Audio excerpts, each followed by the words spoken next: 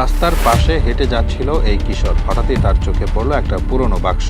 কৌতূহল বশত বাক্সটি খুলে দেখে ভেতরে ধুলো আর মরিচা জমে থাকা একটি ঘড়ি। তখনও সে বুঝতে পারেনি তার হাতে থাকা এই ঘড়িটা আসলে রোলেক্সের এক বিরল মডেল, যা সংগ্রাহকদের কাছে একেবারে অমূল্য এক রত্ন। কিন্তু মজার ব্যাপার হলো, কাকতালীয়ভাবে এই কিশোরটা ছিল অসাধারণ প্রতিভাধর একজন ঘড়ি মেকানিক। মাত্র 15 বছর বয়সে নিজের ছোট্ট ওয়ার্কশপে বসে সে শুরু করলো ঘড়িটা নিয়ে খুঁটিনাটি পরীক্ষা। ঘড়ির গায়ে স্ক্র্যাচ, ধুলোর স্তর, বাতাসে ভেজা লেগে থাকা ছোপ সবকিছু সে চোখে চোখে পর্যবেক্ষণ করলো এবং পরিকল্পনা সাজিয়ে ফেলল কিভাবে এটিকে নতুন রূপ দেওয়া যায়। প্রথমে সে খুব সতর্কভাবে খুলল ঘড়ির কেসিং, যেটার জন্য দরকার ছিল বিশেষ সরঞ্জাম, যার সবই নিজের সংগ্রহে জোগাড় করা ছিল। ক্যামেরা তার হাতের দিকে জুম করতে দেখা গেল কি নিখুঁতভাবে সে খুলছে সূক্ষ্ম ছোট ছোট স্ক্রু, যেগুলোর আকার মিলিমিটারেরও কম। চোখে মুখে তখন শুধুই মনোযোগ আর একাগ্রতা।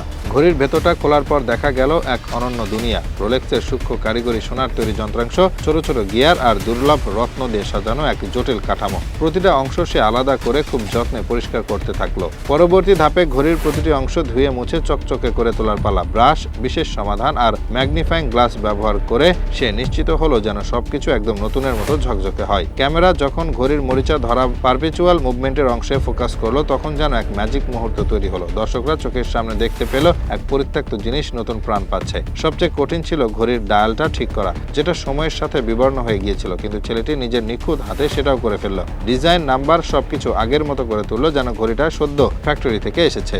সোনার কেসে ছিল কিছু স্ক্র্যাচ, সেগুলো তুলতে সে ব্যবহার করলো একদম প্রফেশনাল পলিশিং টেকনিক। রোলেক্সের নিজস্ব কারখানায় যেমন হয় ঠিক সেভাবেই ধাপে ধাপে প্রতিটি লিঙ্ক, প্রতিটি অংশ আলাদা করে পরিষ্কার করে মেরামত করে আবার জুড়ে দিল সে। ক্যামেরার সামনে দৃশ্য যেন এক শিল্পকর্মের জন্ম।